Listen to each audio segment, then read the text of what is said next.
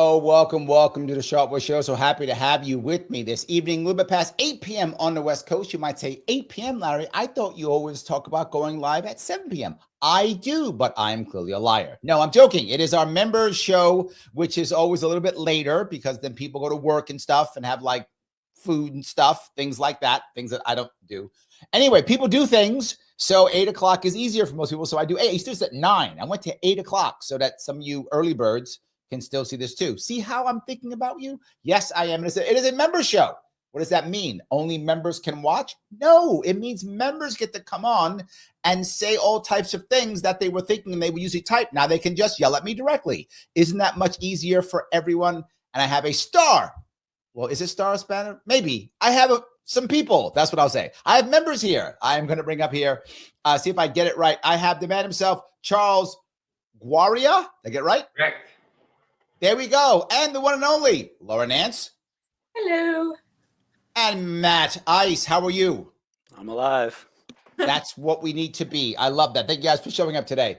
I do want to bring up something that I know we're all talking about. Everyone has been talking about. And this is this idea of how everyone has been, not everyone, too many people have been protesting, unhappy, angry. They're burning the Teslas now, right? Doing that, right? Or they're out there protesting how bad this guy is or that guy is. We've been doing it for a while. And my argument has been, it hasn't been very effective. And I thought about this since the Iraq War. That's when I was thinking. Back in the Iraq War, like 20 years ago, when everybody was out in the streets, hooping and hollering about how we don't want to go to war with Iraq. We went to Iraq anyway. And we were there for like, 15 years, however long we were there. And we were in Afghanistan for like 20, and we were all mad about all sorts of things, but it didn't really work. Occupy Wall Street. I was here in New York for that. People were yelling and screaming about that one.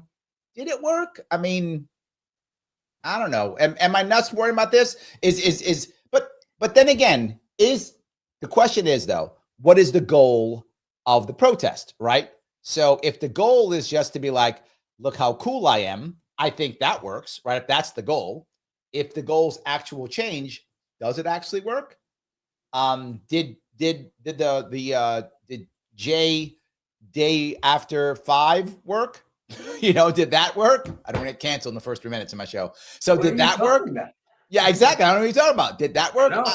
I don't know. So, that's my question. So Charles, tell me, what do you think?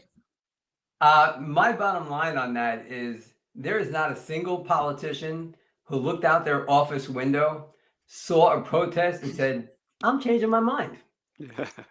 Valid point. They weren't like, look at those protesters. I was all wrong. Yeah. I'm thinking totally different. Yes. Laura, you're laughing. I think, honestly, yeah, I can't recall any time where people marching around and getting angry made a difference. I think all it does is it gets them a little high, it gives them a little endorphins to deal with how they're not liking how things are going right now. Yes, no, that's a very valid point. And I think there is something like that, right? People do feel like they're doing something, right? Right. I'm doing something. See, Matt, aren't I doing something when I yell in the streets? I'm fixing things. I'm helping. I guess you're just an eyesore for everybody else, probably. I don't know.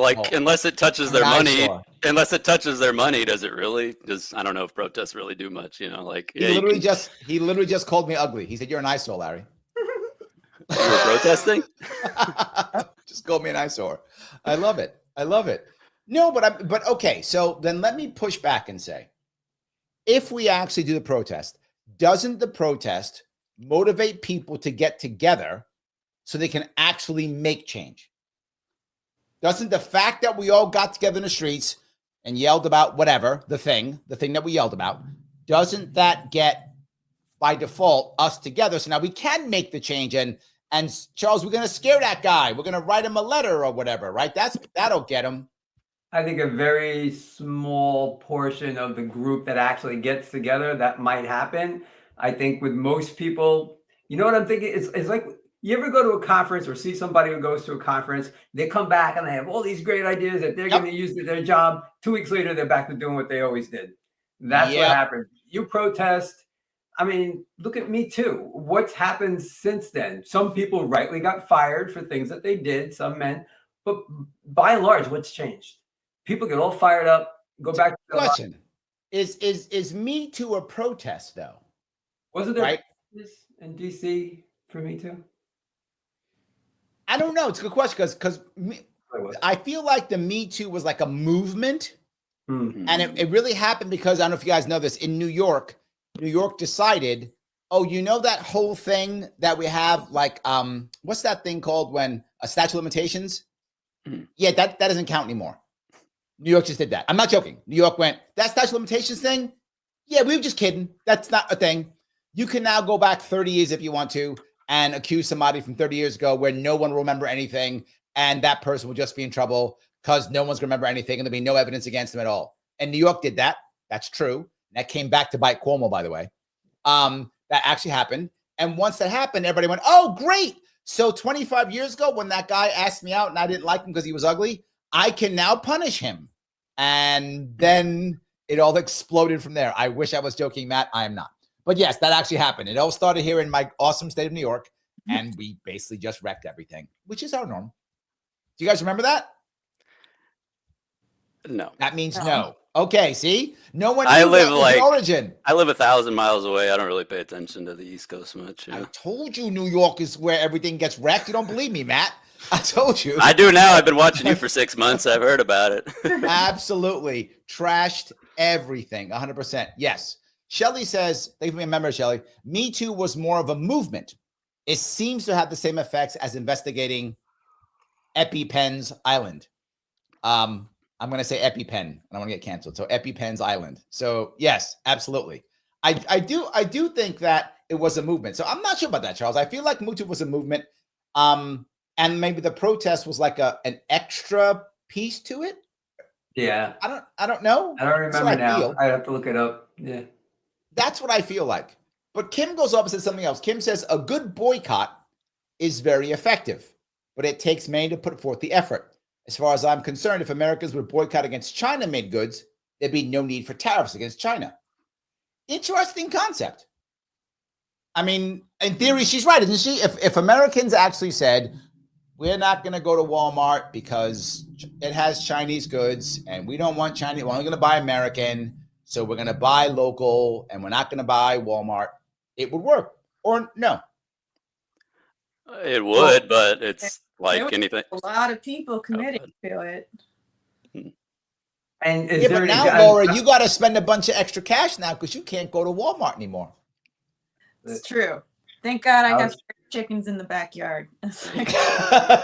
There we go. We all got to buy chickens. Laura's got the plan. We all got to buy chickens. Like $5 on eggs every week. It's a gold mine.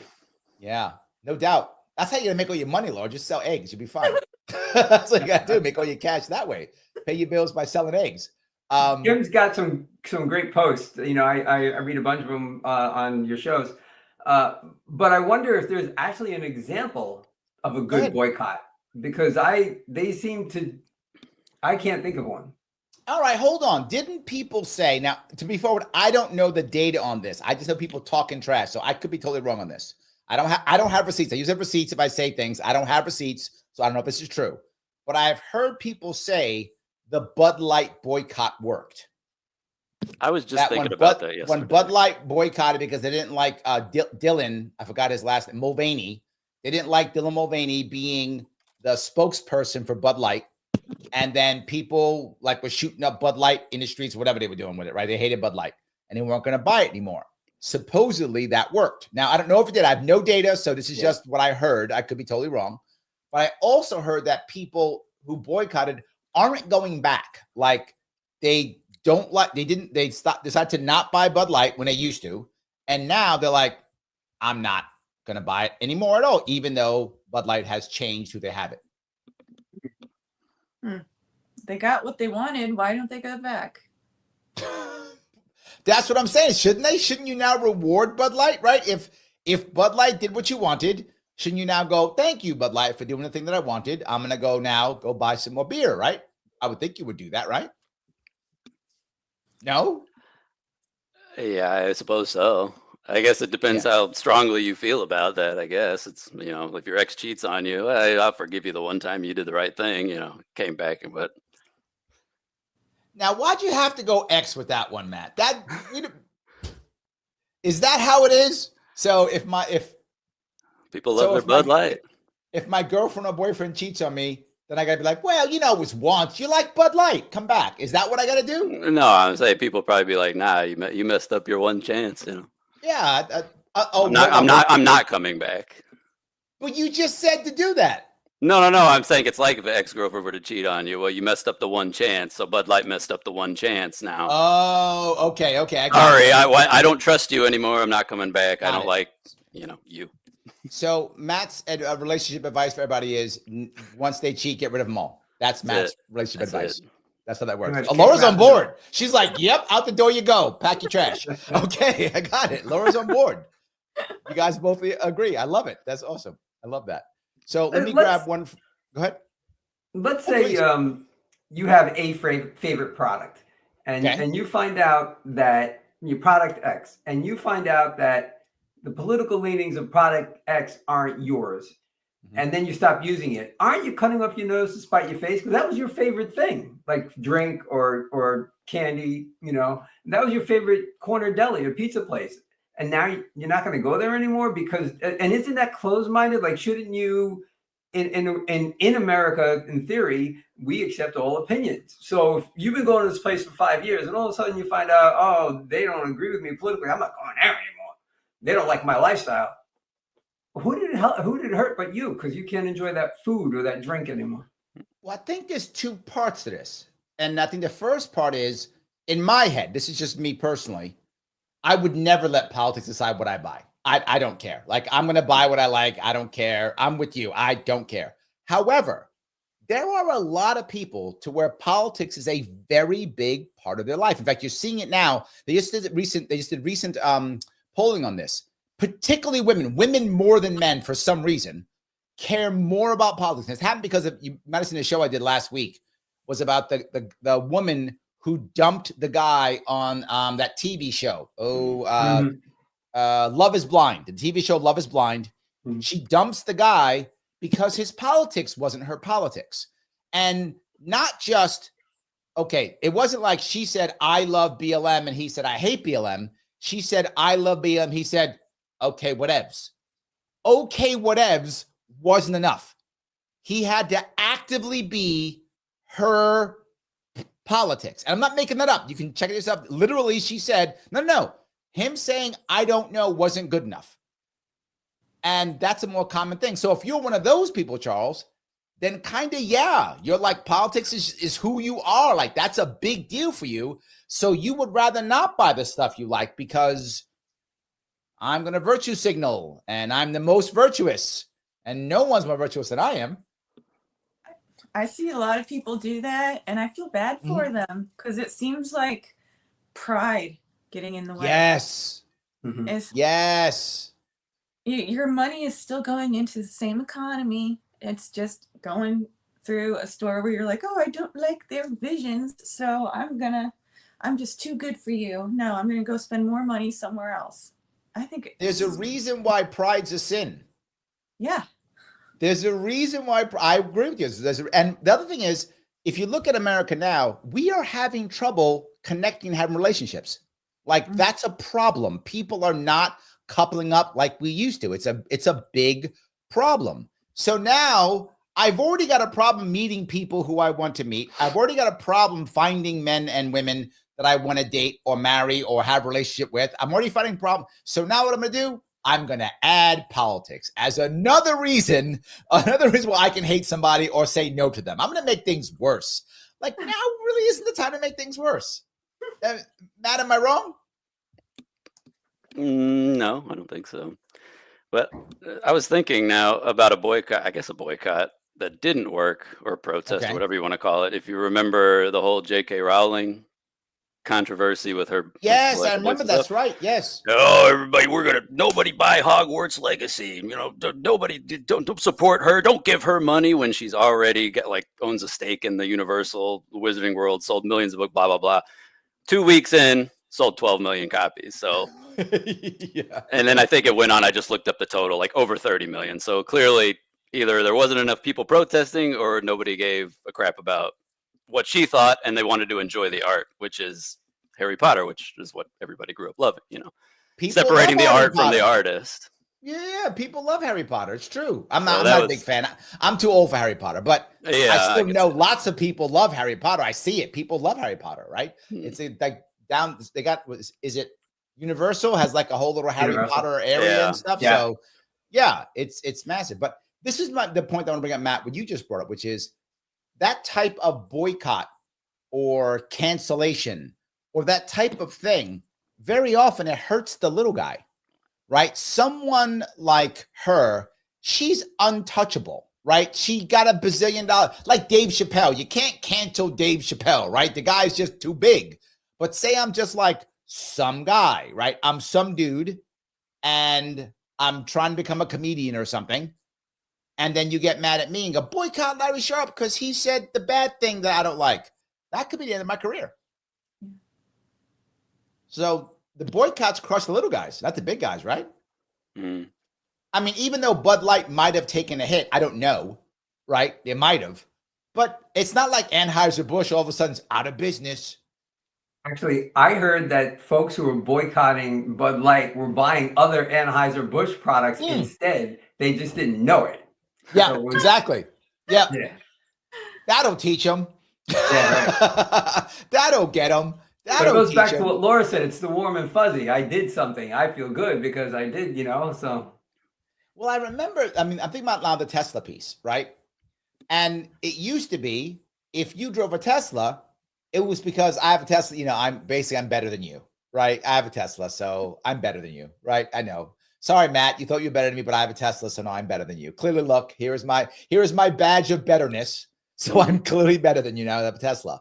And now it's like, I have a Tesla? No, no, I'm sorry. Target. Forgive me. I'm a Target now, right?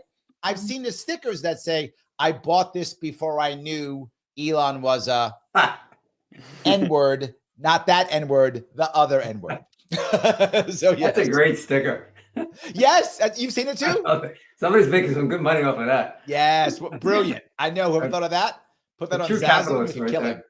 Absolutely, it's amazing. But that was a symbol, and now is that working? And I feel like that protest or boycott or whatever you want to call that, I feel as horrible as that is, I think it's working. Can I go conspiracy theory for a little bit? Oh, what? Please, sir. Conspire away. I mean, doesn't it just seem a little too coordinated, all random, like people just going crazy, blowing up Teslas? Like, it just smells a little fishy, like deep statey to me, doesn't it? Like someone behind the scenes is pulling strings. I thought people are behind him. Who? Aren't Republicans behind him? Who, Musk? I'm talking about the people blowing up the Teslas, like the acts of committing all the violence against the Teslas. There's somebody behind the scenes doing the puppets, like, hey, you crazy guy I found, you know, Patsy guy, go blow up this Tesla. We'll blow up this one. Look at all the people are going crazy. Everybody hates Tesla, you know. Big news story for the media. This, you know, another Tesla blowing up. But it's like, are normal people doing that? I don't know. Like, I don't think people blow up a Tesla, but you're assuming that there's that many normal people. Like, there's a lot of people who are desperate to do. This goes back to my piece I bring up all the time. We as a people in America today, we are very unhappy, right? As a people, we are very unhappy. We're not finding, again, mates, we just talked about not finding girlfriends, boyfriends. We're not finding good jobs that we like. We're not finding good careers that we like. We're not finding happiness that we like. We're not finding purpose that we like. We're struggling to find these things that we want to have. We're struggling to find respect. We're struggling to get change that we want. We're struggling for all these things. So now when I have an easy, you know, bad guy, well, see, it's all Elon's fault. That's why I can't find a girlfriend, because Elon. So I'll go scratch up his car and then the girls will love me, right? I mean, that's, I know I'm joking, but I think when you find people who are that desperate, I'm not sure. I think this could happen naturally. Probably, yeah. It just seems a little too like, oh, another one blew, another one, another attack somewhere across. I don't know. It just, with everything that like I've been like hearing just to how crazy the government is after, you know, listening to you and just paying attention more, I'm just like, it wouldn't surprise me if somebody, you know, behind the scenes was like, this would be a good idea to just, you know, get everybody hating Teslas because Elon. It only takes one person to have the idea, and then they see it on the news and they're like, oh yeah, I'm going to do that too. And that's why it's happening over and over and over again. It's literally called, was it copycat syndrome? I think that's what it's at. There's a name for it. There's a name for it, Laura. I think it's called copycat syndrome. That's what it is. Yeah. Yeah. I think Maddie's onto something. I can see some like power broker pulling the strings and kind of coordinating when this is going to happen. Like at this point, I don't rule anything out about, you know, conspiracies. Like, I mean, most of the conspiracies aren't even conspiracies anymore. Like they're theories, but now they've been proven true. So it's like, okay, this was true, this was true, this was true, this was true, in a big list. So it's like, I don't know. You gotta prove to me that it's not before I wouldn't believe like it wasn't organic. I saw a meme that said, "I need new conspiracy theories. All mine came true." So, yeah, I need new ones. Let me grab, if I could, off of Instagram. Meta Motok says, just what you talked about, Maddie. Can you comment on the NGOs funding of the protests? Non-governmental organizations are funding it? I didn't know that was true. Someone's on your side, Matt. It wouldn't surprise me, is what I'll tell you. They're all doing it. Yeah. I mean, I'd research it a little, of course, but it's like if you told me that, I'd be like, well, I wouldn't doubt it. Probably. Yeah. Wouldn't put it past the deep state, you know, type stuff. So. And he goes on to say, we have successfully boycotted U.S. made products to the point of most things you cannot find American made. I guess he's not here. I guess he's not in America, I guess. So I don't know. But that's what he's saying. So I guess there's something there. I feel like boycotts can work, right? I think they can. Mike's here in the house. He says boycotts kind of work depending on the size of the company being boycott. Peaceful protests is good for attention when peaceful. Riots called protests are failures, turn public against the cause. I don't know about that. I mean, I feel like you look at some of the more violent ones, I think they do work. I mean, they make people angry, but maybe that's part of the plan, Mike. Like if you're doing a Tesla thing, I think you're well aware you're going to make people angry. Like, you know, you're going to make people angry. You're blowing up the cars, right? So you know you're going to make people angry. But I think the goal is to get people to be afraid of, right? To be afraid of buying the car, to not buy the car, to have the stock price go down. And I think all those things have happened. The sales of Teslas are going down. People are trying to sell them left and right, so the price is going down. And the stock price is going down. So it's violent, yet clearly. People are angry, clearly. But I think the goal may be working. But doesn't that go away once people stop protesting? And you know, sooner or later they will. And then all of a sudden Tesla starts getting their market share back? Will they? I mean, I'll give you an example, right? Look at like the Prius, right? The Prius kind of had an image of the kind of person who owns a Prius, right? So that was an image. That image is still true. So if you're some self-affirmed cowboy right-winger, you're not buying a Prius. Right. You're not. Because you identify as a cowboy right-winger. If you assume you identify that way. If you're not going to do that, because that's not what cowboy right-wingers, that's them city folk do, right? That's the image they have created. And I think a lot of people would go along with that image. If the image of the Tesla becomes, that's because you love N-words, not those N-words, the other N-words, right? You love N-words, then aren't you going to not buy it? I mean, they're literally carving the swastikas in them. I mean, that's literally happening. I'm hoping to be wrong. I'm just saying. I don't know. It's a good point, though. Yeah, that's my worry. Daniel has something nice to say about Laura. Daniel, thank you for the 99 super chat, my friend. Thank you. He says, joining late just to say Laura Nance was an invaluable asset at 2018 Sharpe campaign in New York. Oh. True and true. Yes. True and true. So yes. It was so good. I voted for you in 2018, Larry. Oh, thank you, my friend. Thank you. And I only needed another 2 million. That's it. Almost. Yeah, if I had 2 million friends, I would have convinced them. There we go. That's all we needed. Next time. Speaking of that, guys, I do want to bring it up since we are on that. If you want to super chat, please feel free to go ahead and do that. It goes right to the front if you like. If you want to have a chance to be on the show, you can become a member. Click that join button. It's $49 per month. If you want to do that, pop on in. It helps to move the show forward. But no matter what, you can click the button known as Lima, India, Kilo, Echo. Click the like button. Every time you click it, Mr. Rhythm, Al first name, Gore middle name, that guy, he loves when you click the like button. He also loves when you share and repost. He loves those too. So if you do that, it makes him happy. He shares it and the show grows. So please do that. It does help tremendously. So I'm sorry, do you want to say something else, Charles? No, I'm good. Okay, good. So yeah, the piece, I think the violence can work. Laura, am I wrong? No. I think it can, right? I mean, they can. Shelley says, I was watching Congress complain about Elon Musk, and one of the Dems asked why the libertarians in Congress weren't complaining with them. Well, because there are none. Yeah. Would be the reason. That would be the reason, Dem. There are no libertarians in Congress. There was one. His name was Justin Amash. He is no longer in Congress. There was a libertarian in Congress. That was true. That did exist at one point in 2019. That did happen. Yes. I got a question for you, Larry. Go ahead. If the Libertarian Party was stronger, would Tom Massey and Rand Paul be libertarians? It's kind of like masquerading as Republicans because they know they can't win. In the case of Kentucky, no. And there's a specific reason why. Kentucky has a thing called straight ticket voting, which is utterly unconstitutional, but they do it anyway. Half the voting stuff is unconstitutional. What it means is you can walk into it and just click Republican, and it will announce all Republicans.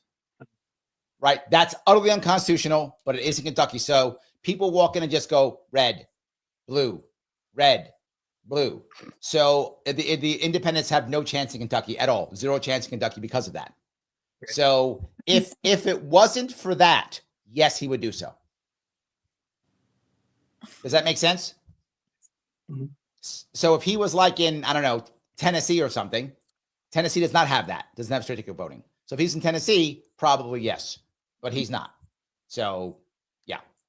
The Arcane Anthony says Larry cannot be canceled. True. They tried in 2020 and I'm still here. Yes, it is very true. He is absolutely correct. Thank you for that. I do appreciate that. Let me see here. Joel says the best way to send a message is by voting with your dollars. Not necessarily a bad idea. Not a bad idea. I think it does matter. But the question becomes, look, if you decide to not buy from, say, I don't know, Walmart. I make that up, right? I'm not going to buy from Walmart because they have Chinese products. Yeah. If no one else jumps aboard you, you just punished yourself. Yeah. Right? Yeah. And whether you like it or not, Walmart is convenient. It is. So now I got to drive to 4 different stores versus 1. Time, energy, gas I'm spending. It's probably a higher price. I'm not saying you shouldn't do it, but I'm just saying if you want to, you can do that if you want to, but it also means you may be a bit more privileged than others, right? Do you have that cash? Do you have that time?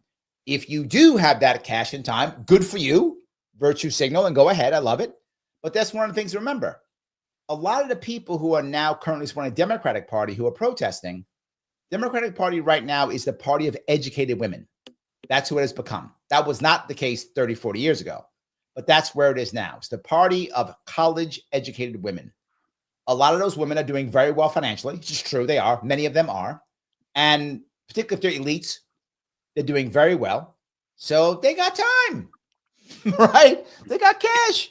I'll pay some extra. I'm going antiquing upstate New York anyway, so I'll just go there and buy that while I'm antiquing. So what do I care about these Walmart poor people? Let them buy the things in Walmart. That's them, right? We're going to stop at the Whole Foods tonight. Yes, exactly. Grass-fed beef tonight, everyone? Yeah. And finished.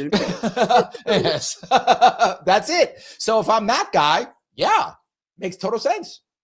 And I'm, that's for you people over there. I'm clearly I'm better than you. I go to Whole Foods and I have a Tesla. You could try to be as good as me, but probably not, because I have those two things. I completely agree. So yeah, I have a hard time judging people who like spend extra money to do stuff like that. I'm like, you want to give me some of that money? Yeah, absolutely. I'm not saying let's go socialist, but like, I'm looking at how my high school teachers taught me how to keep a budget, and I'm just thinking, why are you doing that? Yes, absolutely. And the other thing to remember here is, I think a lot of them, they're actually not concerned. They're concerned about people who they don't talk to. Right? I care about the people who are in this group or this people. Have you talked to one of them? Well, no, but I saw them on the video and now I want a virtue signal. So I care about those people. Right? I see a lot of that. People who like, it's the best example of that is the phrase Latinx, right? Or as some people call it, Latinx, right? So that phrase, the people who use Latinx don't talk to Hispanic people or they'd be slapped because Latino people don't want to be called Latinx. That's not a thing. They don't want to be called that. So you call them Latinx, they go, what? What's wrong with you? So yeah, they don't talk to Latin people. They have no idea. I live in New York City. There's a lot of people who are either Dominican, Puerto Rican, Mexican, insert Colombian, insert Hispanic background. None of them go, it's Latinx, Larry. None of them say that. None do, right? But you hear that a lot about hardcore. Go ahead. Hear that a lot about American Indians as well. Like Native American, they don't care. They're Indian. They've always were fine with Indians. Yes. I remember when I'm old to remember the shift from Black to African American, right? And I also African American was like too long for nothing. Like Black is like once a African American. Why are you throwing 6 symbols at me? It's fine. What this one's fine. Like, right? I remember, and I don't hope I don't cancel, but I remember when I was a kid, my father was happy to be called Negro. Because when he was growing up, he was called the other N-word I was talking about. He was called that when he was growing up. So my father grew up in the 30s and the 40s. So being Negro was fine with him, right? He's like, it's better. I'll take that. He was fine with it, right? But when he was older, he was happy to be called Black. I've been called Black my whole life. I didn't mind that at all. I was fine with it. And then it made a shift. And you know who made the shift? It wasn't Black people. Surprise. We were happy being called Black. Mm-hmm. It's funny that there was I forgot the guy. He was on Bill Maher 2 weeks ago, and he was gay, and he got up. And Bill Maher asked him about the word queer, like how does he feel about that word, and that people now use it. If you're in the LGBT community, you use it in a different way, and blah blah blah. And how do you feel about that? And he's like, I'm mad in general. And he's like, why? He said, because I've been rebranded 4 times and no one even asked me. He's not wrong. Good point. Yeah. He's not wrong. Like, let the man be called what he wants to be called, right? Whatever he wants to be called, right? It seems crazy, but anyway, I'm yapping away. I'm going down maybe another road. But if I could move on, if I could, I want to shift over, if I could, to the idea of are the current protests going to be a precedent for the future? What I mean by that is, what if these Tesla protests work? What if they're effective? What if firebombing cars and scratching them up and all these things work? And then what if the people who do it are now whatever, local heroes for whatever, right? What if it actually works? Does it now mean that we're taking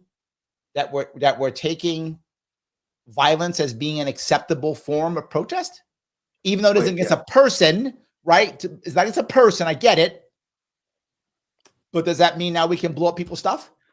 It shouldn't, but it probably would give them that idea. Like, oh, look, we did what we did to Tesla. Let's go blow up the next thing. It's blah blah blah. Let's go blow up the government building or something. Let's protest them. And Okay, Stan, my NSA agent, he's joking when he says that. Yes, this is hypothetical. This is hypothetical. I would never do that. Who always following me. We would never do such a thing, Stan. So this is all. I pay my taxes. I'm a good law-abiding citizen. Correct. Yes, he was talking about making a building in Minecraft and blowing that up in Minecraft, not in real.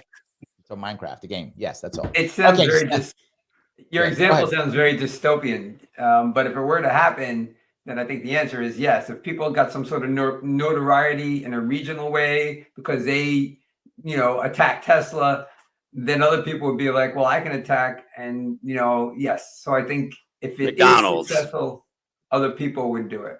It'll become, well, that's my problem, right? Because now, no, Laura, go ahead. It would become a norm, and that's not okay. Yes. So now what happens when, I don't know, they find out, I'm making this up, some oil company was sponsoring something in the Ukraine war or in the Israel-Gaza war, and they're against that war, and they want to stop that war, and it's a gas company, so they decide to attack their gas stations.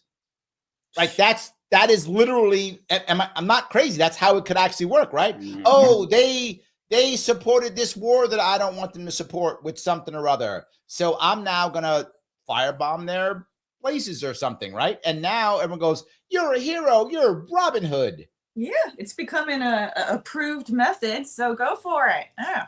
Yes. Yes. We got to fight the oligarchy. Yes. Well, look, Dave brings up a very important point. He says the only writers that got pardons were on the right. That was the Day After 5 people. Right. And a lot of people said that was fine. And I was like, look, there was a distinction between those who were violent and those who weren't. And Trump talked about that before he was elected. Right. He said the guys who fought the cops, I'm not going to pardon those guys, whatever. Then he basically pardoned everybody. And I feel like that was a bad precedent, too. Right. Because, OK, you can be violent if you're on my side, but you can't if you're on the other side. To be fair, there were a lot of J6ers, I'll just say it, who were utterly and totally railroaded and should have been pardoned. There's tons of them, but not all of them. Am I wrong on this? No, I think you're right. I think that Trump went too far in the pardons of the J6ers. There were some bad guys and maybe gals that were let go, that were pardoned. Yes. And I think that sets a bad precedent. I would have rather him spend the time to put a team together to go through those who actually were like breaking windows and attacking cops and stuff, right? Don't pardon them. Maybe even you could commute or say they spent enough time in jail or something, right? Whatever. You could have found a way, right? You could have, but no, that was the wrong answer. Well, would that be the DOJ? Like get the DOJ on that? Whichever. You could have got an independent group of people if you wanted to, right? You could have got a group of lawyers, a group of defense attorneys. I mean, there were many ways you could have dealt with that, right? There were ways you could have dealt with that. You could have got volunteer. You know what? You could have helped out a bunch of public defenders who are not getting paid very much at all. And you could have said, give me 10, 20 public defenders who need some extra cash. Show up, do this. We'll throw you a bunch of money. And the best part is they had already raised money. So this didn't have to be taxpayer dollars. This would have been donations. Wow. So because they already raised money for the defense funds. So you could use the defense funds that they raised and given it to these guys so they could have just decided who gets out and who doesn't. Win-win for everybody. Yeah. There were absolutely ways to make it work, and they didn't do it. And I'm not happy about that. I'm not happy about that at all. But isn't that the difference between a protest and once you go to violence, it turns into a riot? So is it really protest if you're blowing up Teslas? Isn't it more like we're rioting against Tesla? Well, I think that depends on what side you're on, who's in charge at the time. Because when you're Joe Biden and certain riders from the Bravo Lima Mike group decide to burn places, I'm always speaking in my military terms. My Bravo Lima Mike group, when they burn things, well, that's mostly peaceful, is what that is. Am I wrong? That wasn't a bunch of people going to jail. right? I didn't see that. Just saying, I did not see that. So I don't know. So I guess Republicans can't protest. That's what it is. Oh, is that how it works? There we go. Okay, now we have the answer. Don't you go blowing up any Priuses, Republicans. Only the Dems can blow up cars. See that? That's the answer. To get it right. Get it right. Andrea knows. She says New York and California is where the most of the bad regulations start. Accurate. That's true. And that's why I say you have to help me fight here in New York, because whatever's happening is coming to you. Absolutely coming to you. Mike says, Me Too was a virtue signal to punish lack of obedience to progressive ideology. Nah, I don't buy that one. No. Me Too was, there were several things it was. And it actually made things very bad in the long run. In a short run, it also made things bad, but the good thing I'll try to be as fair as I can. The good part of Me Too is it did make it completely and utterly okay for women to speak up if they were harassed or abused. And that's a good thing. And I'm glad that happened. That part is a good part to Me Too. The bad part is it made it to where we're just supposed to believe women no matter what. Right? That was the bad part. And not that women are better or worse. Women are like everybody else. Men lie, women lie, people lie. So you shouldn't just believe women. You should respect them and take their allegations very seriously. But they're not magically right because they have a different gender, right? That's not how that works. So that was the bad part to it. And the second thing is it allowed the idea of being accused cancels you. So it took away due process. And I get that in the past, that was an actual problem. Today, it isn't. That makes any sense, right? Today, there's cameras everywhere. People are being recorded all the time.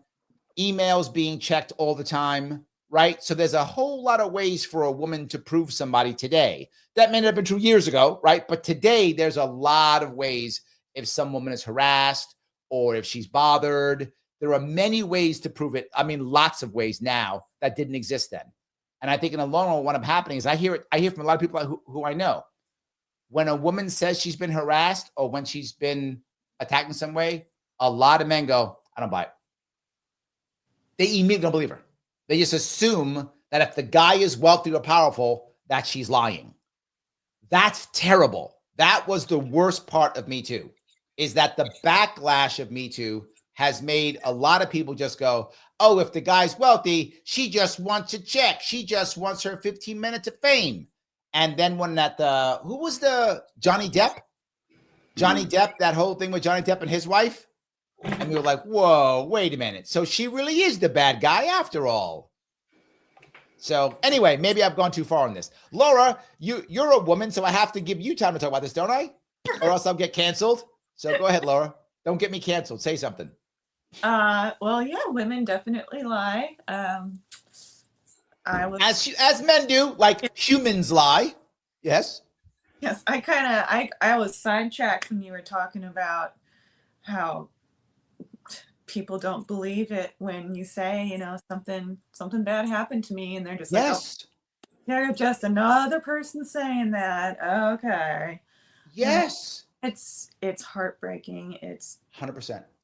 Shouldn't there be like a statute of limitations on that? Like you get a politician, somebody running for office, and then a woman will come forward 15, 20 years ago, this guy did that to me 25 years ago. Well, if you didn't say anything for 25 years, why are you saying something now? Like because the person's in the limelight? Like shouldn't there be?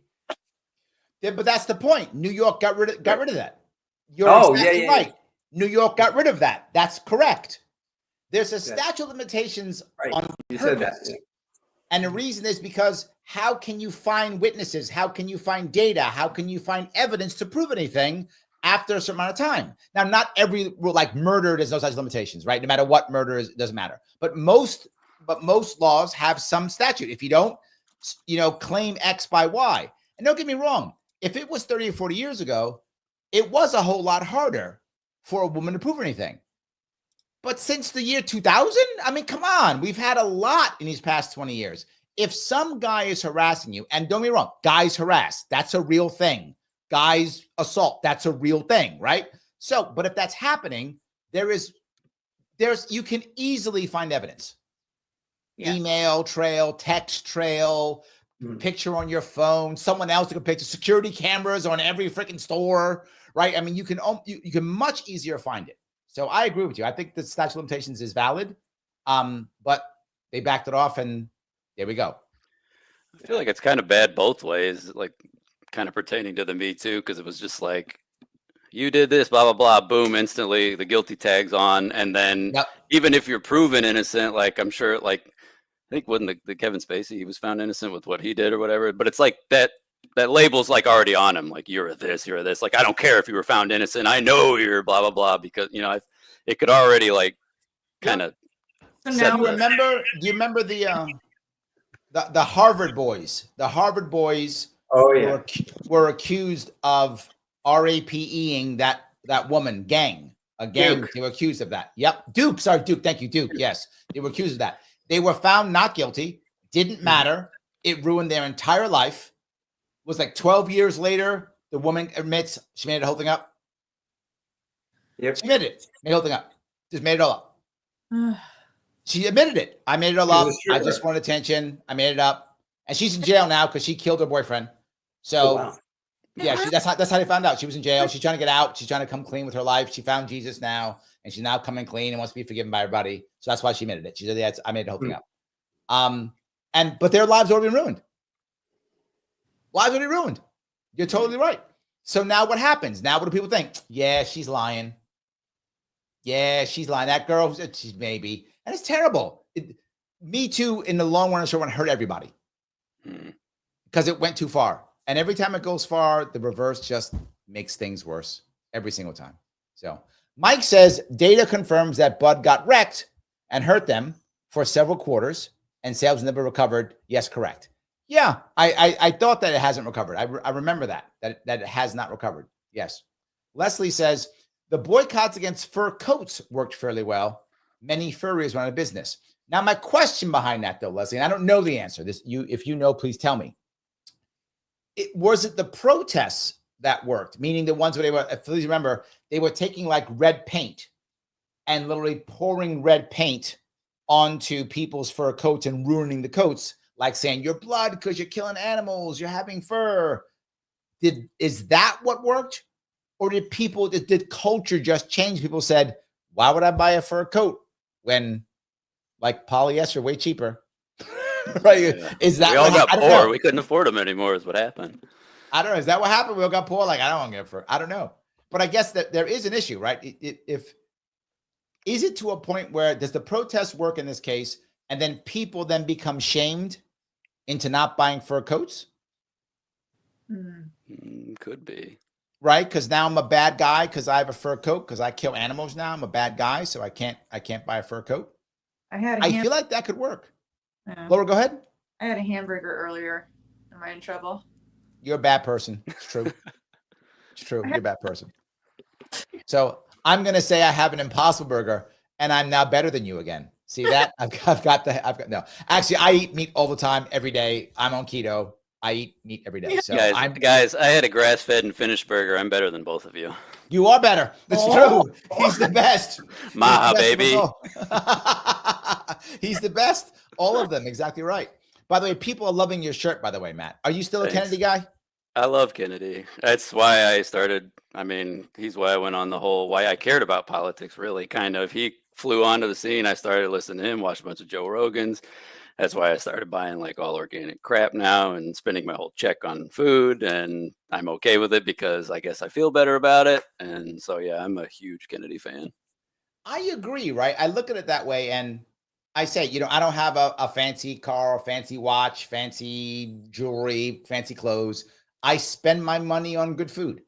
I'm with you. If I'm spending my cash, it's going on good food. That's where I spend it, right? I do actually eat a lot of grass-fed stuff. I spend the money and it's expensive. I'm lucky where I live in the city that there's enough stores around me I can just go buy it. And not everyone has that ability to just, I live in New York City, so I can walk to my grocery store and buy my grass-fed beef at my store and walk back home.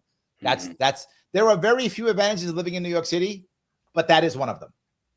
So yes, that is one of them. So yeah, I do the same thing. I buy only organic. I spend my money on that. That's what I do. So yeah, that's how I feel in that regard completely. So there's a lot of Kennedy supporters here. Go ahead, Charles. I was good. Sorry, folks. My computer crashed. I have to go get another one. No, all good. I'm glad you're back. That's why I was away. You say you're talking about organic? Yeah, we were talking about if he's a Kennedy guy, he now spends all his money on his food, and I'm like, me too. Yeah. Like, me too. Be clean. Yeah, totally. Organic, natural, 100%. Same thing. That's where I spend my money on. Laura, you got the eggs in the backyard. You're beating us all. So you got that gold mine back there. It is scary. You don't know what they're putting in the food that they can't clean it organic. It is pretty frightening. Yes. Yes. And even when they say, oh, well, now, so my sister is in the food industry. She helps people get healthy. And like, even there's some really fancy brands who are saying like, oh, we don't use seed oils anymore. We use tallow. But then you go and look, but there's like 0.1% tallow, and it's still the rest of the crap. Oh, that wasn't Steak and Shake, was it? They were just all like, we're going to use beef tallow now. So I'm like, God, that would so be on point. Oh, that'd be terrible if they went 10%. Here's my eyedropper of tallow into the seed oil, and now I use tallow. That's it, yes. Maddie's gonna like this. I didn't read the article, but I saw a headline that said there was some fast food place that's gonna RFK their food. Yes, make it healthy. I think that was the Steak and Shake. Yeah, that was like the big catch. Oh, like they were using like RFK as kind of like a launch pad for free advertisement. We're gonna RFK it, and then So did they really do it? Are they really? That's what I want to know. Like, if I want to go to a Steak and Shake and be like, can you show me that tallow before I buy the fries? Or like, because I don't believe much of anything. I'm gonna go in and go, Laura told me you guys were lying. Show me. That's what I'm saying. Laura said you guys are lying. Show me. I don't believe it. Let me see. So Laura, do you so you have eggs because you don't trust, I guess, what food labels are and things like that. So do you do other things like that? Do you cook everything from scratch, like to avoid having to not eat well? Am I saying that right? I mean, I'm definitely very careful about what I eat. Yeah, I do grass-fed beef too. You get it cheap from Costco. Stuff like that. When it comes, I eat fresh. I mean, if it comes in a can and it has like more than one ingredient on the back, I'm not going to touch it. Yeah. And when I look at a box, if there's a word I don't understand, I'm not going to eat it because I know food. And that's not food. That's some kind of chemical that made it cheaper and made it last 10 years on the shelf. That's not good for my body. Yes. 10 years? No, longer than that. Yeah. Yeah. You ever pick up bread and you look at the ingredients and it's like a paragraph. It's like, this is bread. There shouldn't be like a laundry list. Let me get my reading glasses. Water and a little bit of salt. Yeah, I made bread and it was 4 ingredients last week, so I don't know what. Yeah. I'm keto. I don't eat bread. So literally, I don't have any of that. Literally, I try not to eat grains as much, but it's all I eat is meat, eggs, and veggies. That's it. That's all I eat: meat, eggs, veggies. That nothing else. That's all I eat. And Larry, ketogenic, you can have sourdough. Oh, was that right? Yes. Oh, don't tell me that. That was a mistake. It's too complex of a carb for your body to break it down. There we go. Don't tell my daughter that. She's on keto. She's going to go grab it. That's good. So Dow says, love the Kennedy 24 shirt, Matt. I'm hoping we're going to have a whole lot of Kennedy 28 merchandise in 3 years. Well, here's what I always say. People ask me, Larry, why didn't you put like Larry Sharpe 2018 in your shirt? I said, because I'm not done. This way you can use you can use my shirts from every year, whatever I run. It's the same shirt every time. No worries. I was thinking. I don't put numbers on my shirts. So, and Kennedy was also the first political attire gear I've ever bought. So there we go. He did something right to get people moving. I don't know if he's going to run again in 28. I don't think so. I don't no, think so. I think he's going to try to do his HHS stuff and then, ride off into the sunset, saving the kids. Well, my gut says if he's savvy. Now, the problem is they don't listen to me, and they should, but they don't. The savviest thing he can do is do well enough in HHS to still keep a Maha movement going. Then whoever runs for office next, assuming maybe it's Vance or maybe it's Ramaswamy or whoever is the next Republican guy who's going to try to run, he tells them, keep me in HHS and my Maha people will vote for you. If you don't, I guess they don't then. I'll get the Democrat to agree to keep me in HHS. That's the leverage he has to have. But I'm all about leverage because I know politics is the mob. So it's all mafia. That's why I know this. But most people don't do that. I was going to say, doesn't that like apply to everything? If you do this, then you get that. If not, yes, absolutely. Phil says, boycott. What about girl cots? Boo. Ba-dum-dum. Terrible. Phil. Usually Phil comes in with the good ones. He came with a bad one today. So yes. Andrea says, I boycotted Tyson because of the way they fired people because of the jab. They have now settled and started hiring people back. I'm still not buying Tyson because I like buying local better. Ooh, interesting. So she's decided that she was going to boycott because of what happened with the jab. And then she decided, well, now I'm done because she's now changed her habits. And I think that's the issue, right? You change your buying habits, right? The people who liked Bud Light and then decided I'm not going to buy Bud Light decided to buy some other beer, right? They like beer, so they bought some other beer. And then whatever beer they bought, that's their new thing, right? Now their habits are the new beer. That's not going to work, right? Yeah, that is not good at all. Wow. I think about that. I think how do you come back to that without changing your entire brand? Right? Yeah. You have to change your entire brand again. Like you'd have to go, we're not Bud Light anymore. We're Budweiser not so light or something. Or you got to change something, otherwise you can't do it. Go ahead, Charles. Like the cable company, they changed their name. Yes, correct. They went from Cablevision to Spectrum. That's what it was. Yeah. Yes, 100%. Because Cablevision was the worst ever on the planet. Everybody knew it.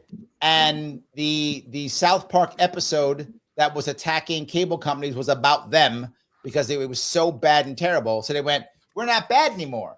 We said, no. You're really bad. Well, no, we're not Cablevision. We're Spectrum. And the funny part is, it worked. Yes. It absolutely worked. And you think that people aren't that nutty. It won't work. No, it totally worked. And now people like Spectrum. That's the good guys. No, it's not. None of them internet companies are good guys. It's a big racket. None of them. It's such a scheme, man. I was trying to call around and get some, and it's just like, yeah, we're just going to charge you the little introductory and jack it up. And everybody just jacks it up. And it's like, what are you going to do? Because everybody charges the same, then jacks it up. I'm just like, I hate it. Well, not just that. The government was helping us out with this one, Matt. What the government did is it said, wait a minute, we would like everyone to have cable. This way we can pump cable news into their heads and brainwash them. So we like to do that. So what we're going to do is to make sure that they do it, we're going to grant them all monopolies. I'm not joking. That's why you can only have Cablevision in one area and only have Comcast in another. The government made that the rule. So they made a cartel system, which is individual monopolies. And that was to entice them to build out these things. It worked totally. They built it out and government run monopolies. And then they went, wait a minute, we have a monopoly? So we don't have to treat our people right? No, not at all. You don't have to because they can't go anyplace else. Great. We're going to treat them terribly. And they did. And what actually is the thing that stopped them was the internet and satellite TV. If it wasn't for satellite TV and the internet, we would still be being punished by Cablevision every day. Yes. Correct. Anyway, Dave says, so you think burning Teslas is a government plot to frame progressives? Is that what you think, Matt? No, I was saying I think it's a government plot to get people to hate Elon or something, just to Oh, to get him to hate Elon. Oh, like, look at how bad they are. People are doing blah blah blah. Let's do let's join the revolution and screw the oligarchy. Let's all get out and do our part. Like, see, kind of that kind of thing. Not framing the progressives. It's just like kind of like rile them up to take action. That's funny, right? Because a lot of people are like, when Trump's got to be mad at Elon for taking the spotlight, and I'm like, no, he's happy Elon's taking it, and it ain't mad at him. Like, yeah, Elon, he's the bad. I'm the good guy. He's the bad guy. Like, yeah, he's happy. Doesn't care. Joe says, to be fair, Elon's getting with a lot of women, which makes it slightly less more. Oh, that's not for me. He does have a lot of women. Elon has what, 13 kids now? No, earlier you had said Elon's taking all the women or something because okay. Why are they mad at Elon? So that's what he was talking about. Oh, okay, that's why. There we go. Yeah. Yeah, it does. Joe, you're right. I guess if the women hate Elon, you got a shot. It's true. That's true. You got a shot, Joe. Good luck, man. Love that. Let's hope so. So Shelly says, as a blonde-haired, blue-eyed woman who was constantly called the N-word, I don't know anyone who can paint swastikas that quick. These people have practiced clearly. As a blonde-haired, blue woman who was constantly called the N-word, wow. I don't know anyone who can paint swastikas that quick. Oh, got it. Now I got you. Yes. Got you. Yeah. They were practicing, Shelly. They were practicing, and then they went out and cut them all up. Yes, they were practicing. 100% true. That's true, because how could you possibly do that really quick and run away before you get caught by, obviously there's cameras, but like somebody else seeing you, unless you practice that ahead of time. Correct. That is really on point. Yeah. I had to think about it. I'm like, I would probably draw it backwards. I've never even. Yeah, I'd probably mess it up. It's not a thing that I draw. So it's not like I would know how to do it. Right? Like, how does this work again? I wouldn't know. Yes, we've actually seen that like our whole lives, that emblem our whole lives. But if you ask me to draw it, I don't know if I actually could. I don't think I've ever drawn one. Luckily, I don't think I've ever drawn one. So never been moved to. Never been moved to draw one, so I don't know how to do it. So yes. So Joel talks to you, Matt. He says, we don't have to call it conspiracy theories any longer. We can call them theories. Too many have come true. Yeah. Absolutely. That's why I'm just unbelievably skeptical about anything. I'm just like, well, this is the next piece. Morgan brings this up. He says, how many places around the world have been bombed during the same time that Teslas have been affected? And the endless wars. Is this then, this is going to be my conspiracy theory then. All right, I'm going to go down that road with you, Matt. And mine isn't that it's to frame progressives or get mad at Elon Musk. Mine is to draw our attention away from the crap going on in the world. That too. Mm-hmm. Right? I think Morgan's onto something. I think that's what it's about. Let's be mad at this thing so we can ignore the other thing. Yep. Right? The biggest problem that America has right now overall is the increasing wealth gap. That is the biggest problem we have. Now, people have different ways of fixing it, but the problem is no one is trying to fix it. That's the problem. No one's trying to fix the wealth gap. So we're working on I love Kennedy, but he's not working on wealth gap. He's working on health, which is great. But what about the wealth gap? No one is. Trump's not working on wealth gap. He's worried about ending foreign wars. I get it. Good deal. But that's not the wealth gap. No one's talking about the wealth gap. When it comes to the economy, we have our Secretary of Treasury going, well, look, you know what? It'll be worth a depression. He literally said that. It's worth a recession. It's worth it. God. It's worth it. What's a recession between friends? Well, yeah, when you're a billionaire, true. You're right. So I'm not going to be worth $7 billion. I'm only going to be worth $5 billion. Okay, I got it. I feel for you. I'm crying. But the average American, they go into recession, they have to move in with their family. That's how that works, right? Recession comes, you're moving in with family. And how do I know that? Look at the 2008 recession. When that hit, how many 30-somethings, 20-somethings went back home with their parents? Oh, yeah. Happened all over the country. And now if you're under 30, more people 30 and under live with their parents now than since they've been keeping records. Wow. It's the most now than since they've been keeping records. There's never been more of a time where people who are 30 and under have been living with their parents. The most. And that wasn't a thing. Now it is. Why? They can't afford it. Right. They can't afford it. And I'm not making that up, but again, it's a wealth gap issue, right? It's a wealth gap, gap issue. I'm going to take this down a totally different road. Go ahead. But ever since 16, when Trump got elected the first time, you started hearing pundits talk about how it's less left and right and more haves and have-nots. And I don't think that's changed, and you're touching on that. Yep. That would foment revolution so much more than left-right. Because at the end of the day, left-right's not a big deal. Not worth fighting over. But wealth gap is, how far, to the panel, how far do we as a society have to get before the have-nots are fed up and they take up arms? Well, there's a couple things here. One of the reasons why, and people disagree with me, but I really believe this. One of the reasons why the culture wars exploded in 2009, 2010, why they exploded, and by 2015 they were insane, was because of Occupy Wall Street. Because Occupy Wall Street was actually about what you just said, Charles. That actually wasn't the left-right. They made it left-right. It was not left-right. It was, we're tired of being screwed. Bankers, that's why they went on Wall Street. I went down to that park. I was physically there, right? I went there. I saw it. There were tons of lefty hippies, of course. But there were also people who weren't lefty hippies. This was a mixed group of people, right? They were like, and the people at the top were like, this is a problem. They're not leaving. This is serious. And the cops can't clear them out. They won't do it because these guys will literally, like, this will be like, you know, Kent University. This is not a problem. We can't do this. They got scared. But the problem is the actual protesters had nothing. They were just like, we're mad. They had nothing to talk about. Said, we're mad. And so since they had no real answers, no real demands, just mad. That was their entire thing. So what the guy said is they went, okay, I tell you what we're going to do. Okay, here we go. Tell you what we do. We're not going to change anything except we will now, like, hire gay people and stuff. They went, what? Yeah. And like, well, I don't know, we'll hire like black women.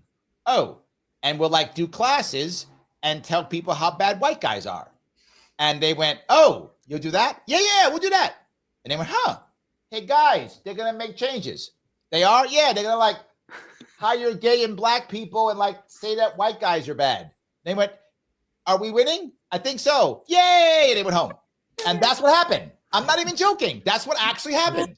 Because right after that, and all the wealthy people said, oh, guy, you negotiated? What happened? Oh, we gotta like hire some black people and like some gay people and like say white people are bad.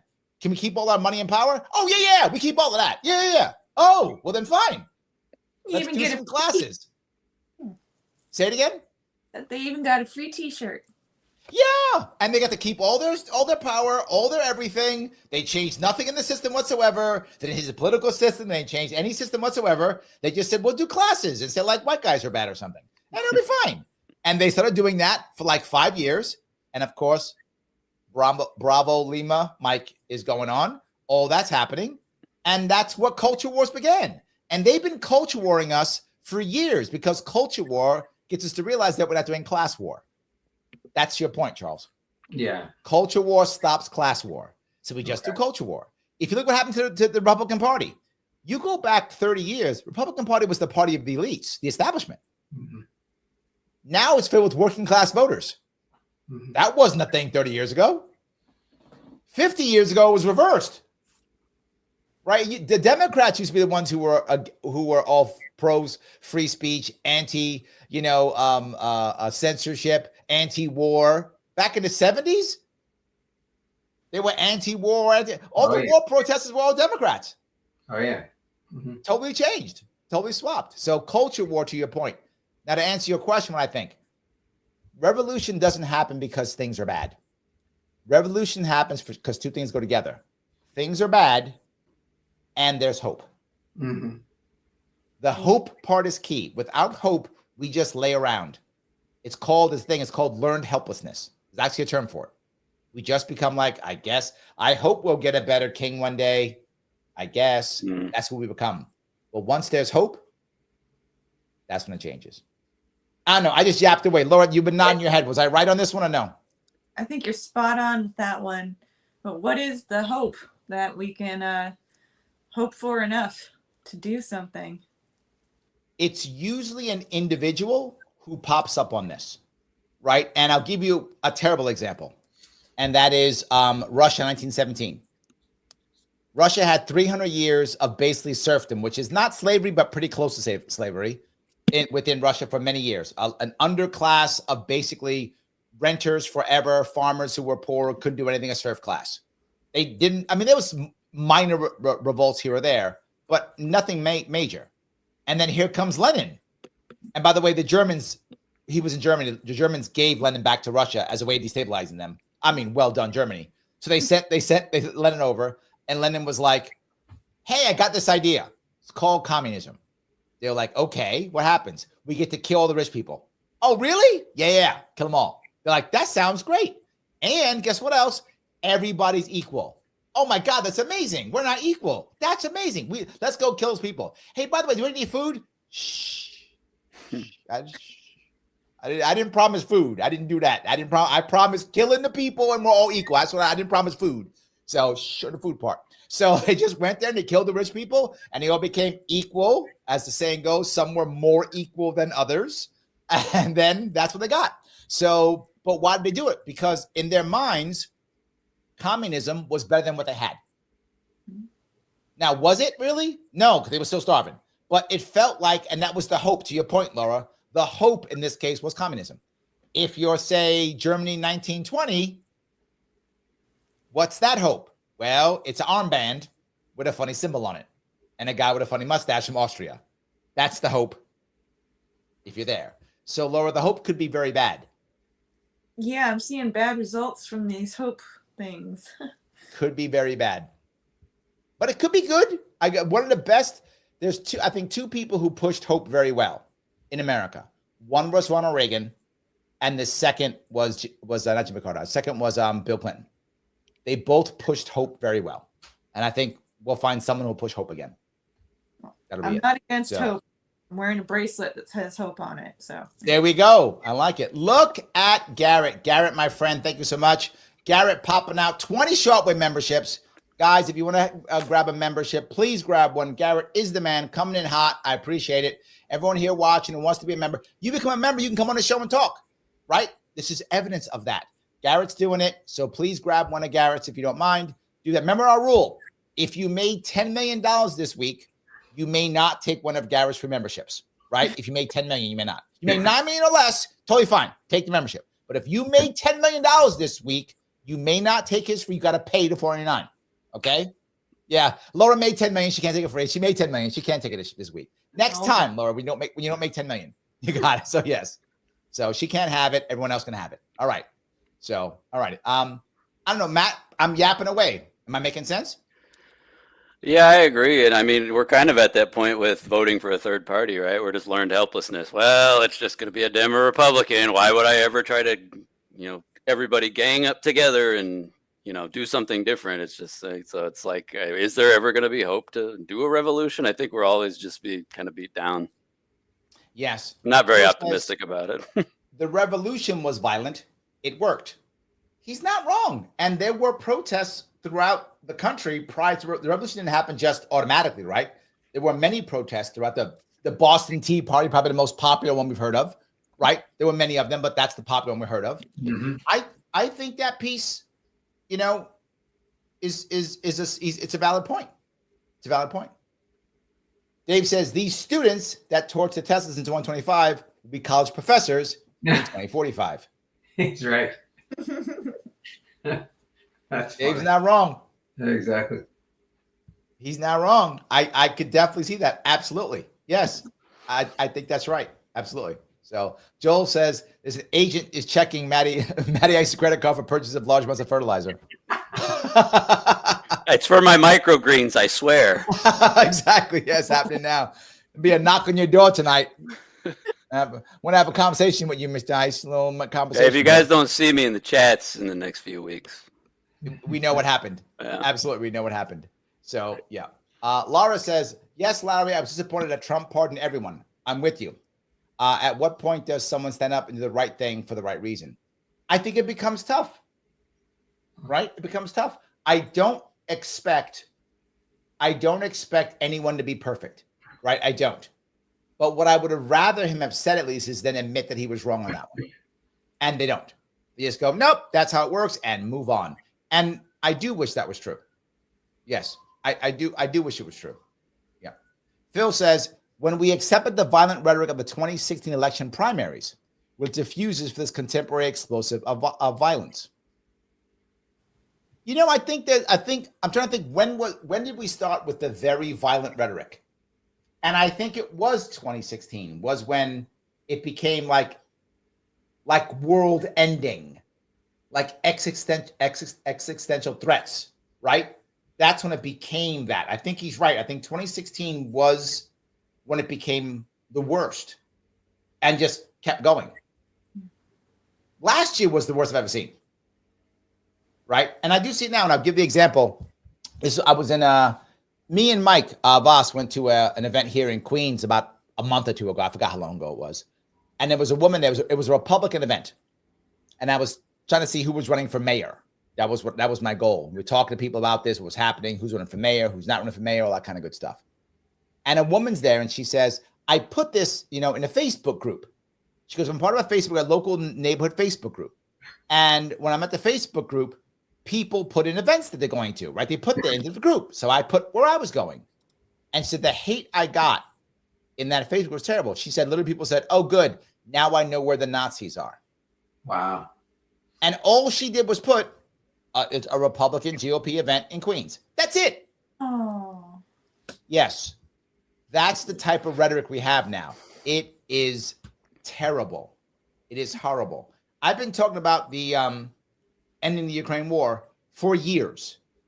I've been talking about it for 3 years, how we should end it. The amount of times I've been called a Putin puppet. Oh my God. And I'm not even saying it's not his fault. I'm just saying, here's how we end it. We can stop the killing. I would like people to not die. Putin puppet. Putin puppet. That's crazy. I agree with you, Larry, 100%. We were listening the other night. You were talking about that, and Putin, like you said, Putin is takes a fair share of the blame. I'm sort of paraphrasing what you said because he invaded, but we just kept it going. We've given Ukraine enough to tie, and I want people to stop. Putin's a horrible person. He kills journalists. He kills political opposition. But you don't negotiate peace with your ally. You negotiate peace with horrible people that do what Putin does. So let's just get to it and let's stop killing people. Yes. Yes. Absolutely. And the other part that drives me crazy is when you are so worried about virtue signaling that we don't care about the actual damage of our virtue signaling, right? So when Biden calls Putin a killer, well, he's not going to negotiate. You just called him a killer. You called him a dictator. He's not going to negotiate with you now. You just publicly insulted him. How am I going to end that war? I can't end that war.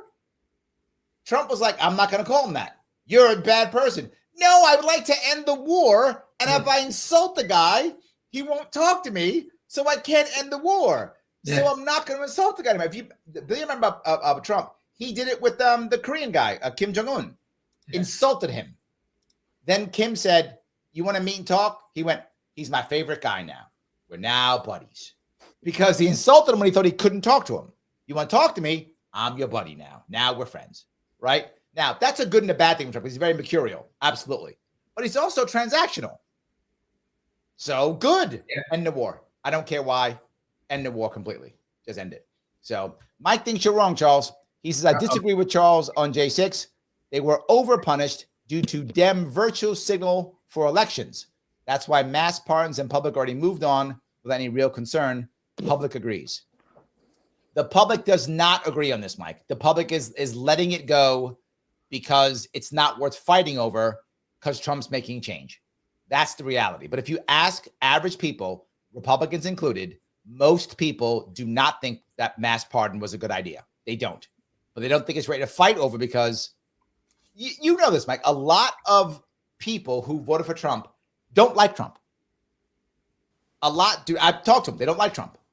But they said, I'm going to vote for him anyway because of one of three reasons. One, they hate or are afraid of Harris more. That's option one, even though they don't like Trump.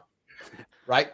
You saw that, right? Yes, that one. 100%. Yes, a lot of people like, she's so far worse, I'll vote for him even though I don't like him, right? Or two, they said, I'm going to vote for him because I get RFK Jr.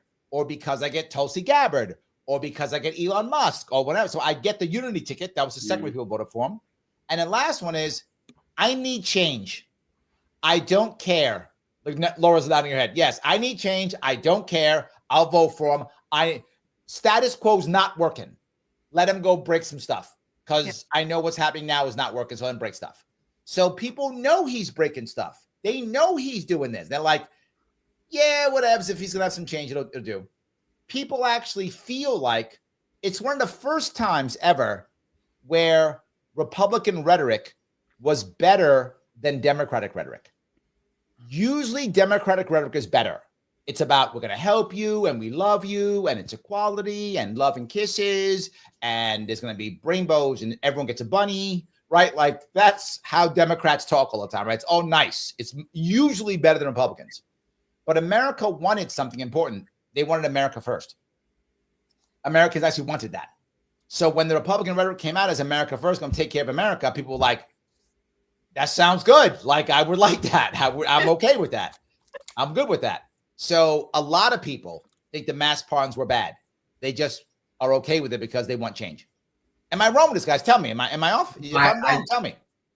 I think you're right. I think the people want change. I think technically the president doesn't have to listen to the Supreme Court, right? There was that ruling in 1803. He doesn't really have to, but I think they don't care if the president listens to the Supreme Court. I think they don't care if he butts up against the Constitution. Yep. And right about getting back to Mike's point, I don't think they care about the mass sweeping of the innocent and the guilty on J6. They don't care anymore. They just want change. And yes, I lean libertarian. I'm not a part of any political party, and I did not vote for Trump either time. I lean libertarian, but I like a lot of what he's doing simply because he's trying to change things. Like get rid of the. I probably shouldn't even bring it up because it's a whole other topic. But get rid of DOE. Get rid of all of it. Just tear it all down and get back to the Constitution. I think a lot of people feel that way. So whatever has to be done to make that happen, just do it. It's funny you say that, right? Go ahead, Noel. You gonna say something? Go ahead. Oh, I was just gonna say that. Like it's not worth getting angry over the couple things that he probably shouldn't have done because, like everyone else is saying, he's actually doing stuff. It's like he's not just a slimeball celebrity who gets to call himself president and do nothing. It's like, so yeah, he's gonna make mistakes, but I have hope for the first time in over a decade that there might actually be change for America in a good way. It's funny that you say that, right? Because I look at the DOE, to your point, Charles, and people ask me, Ladder, is this the right way of doing it? And I go, no, I don't like just chopping things up and closing them down because I think there's a lot of disruption. I would prefer a slow, methodical way of getting rid of something. But to your point, Charles, it doesn't work that way. Right. The second you try to put a plan in, it gets slowed down, stopped, halted. The judges say this, the Congress says that. It never happens. We never get change. We get talk and no change. So because the system's so broken, the only answer is break stuff. So I accept break stuff, even though I recognize there should be a methodical way, but that's impossible. We've tried that. It doesn't work. It's break stuff or nothing. Mm-hmm. I'm taking break stuff. I agree. Break enough stuff and rebuild it, then maybe the old way will work again. Yeah, it could work. Absolutely. Yeah. Matt, something you want to say? Fire up the chainsaw, baby.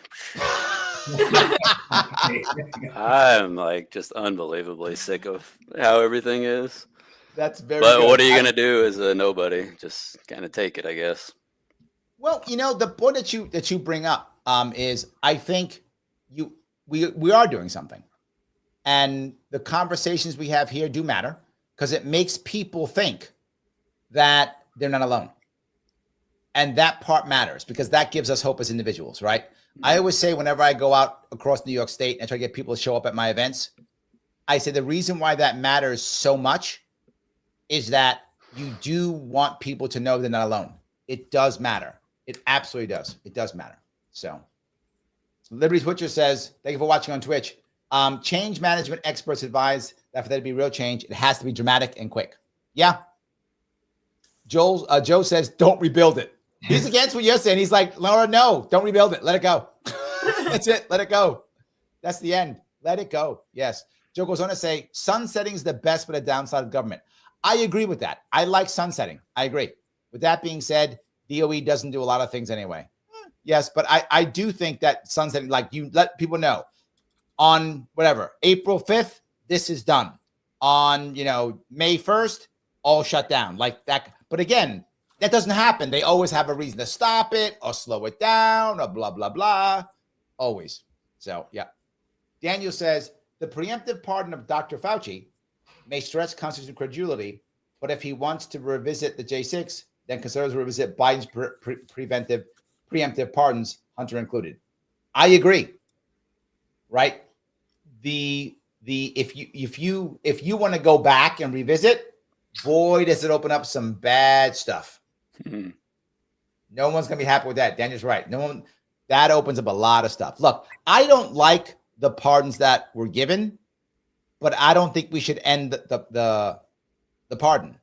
Right? The goal of the pardon was to make sure that things could be done effectively and that someone could be a hero. That was the actual goal of it, that someone could be a hero, right? Who would do something that it's the idea that like they'll story here, like, someone is gonna, there's a nuclear bomb under the city and someone had to kill somebody to get the code so they could stop the bomb, right? That's what a pardon's supposed to be for, right? That guy broke the law, but he saved the city, so it's okay, so we pardon him. That's out the window. We're like pardoning our buddies now, right? That's what we're doing now, right? So I like the idea of a pardon, but I think they are going nuts.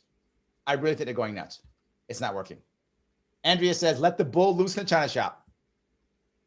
I think, yeah, we're there. I think we're there. I kind of agree. So, yes. All righty. Morgan says, that's a good point, Larry. Who would want to compromise with someone who insults them? Like nobody? Like nobody? I completely agree. Nobody would. Yes. That whole piece is insane for that to even happen. 100%. So yes. Daniel says, who is the GOP sacrificial lamb for New York City for next cycle? That person is Curtis Sliwa, Daniel. That is who that person is. So I did find out it is Curtis Sliwa, who ran last time, because in New York City, it's 6-1 Democrats to Republicans. And there's no chance for Republican to win at all. So they find somebody who's okay taking the L.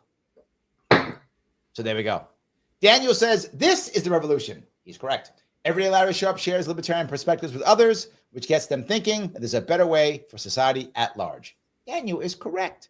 That's exactly right. Yes, absolutely. I do love that. So let me ask you guys, do you think recently there has been a good protest that will work or has worked? Or boycott, either one. Boycott or protest, either one. All right. How about I'm trying to think, do I even know any protests? So how about one that's backfired? How about that? Goya. Which one? Goya. When the CEO of Goya said he liked Trump in the first term and AOC started the boycott. Oh, that's right. That did not work at all. Did not work. Right. Goya actually made her employee of the month because they had so much, the sales like skyrocketed. Yes, I remember that. Absolutely. Yes. And again, Goya is huge. And again, I don't know where you guys are, but where I live here in the city, again, large Hispanic population, there's a whole Goya section in most stores around here. Yeah. That's how popular Goya is. For those of you who don't know who are listening, Goya are they Puerto Rican? No. Are they? I know for their beans, but I don't know what part of. I'm not sure where they're from, but they tend to sell a lot of Latin foods, right? Yes.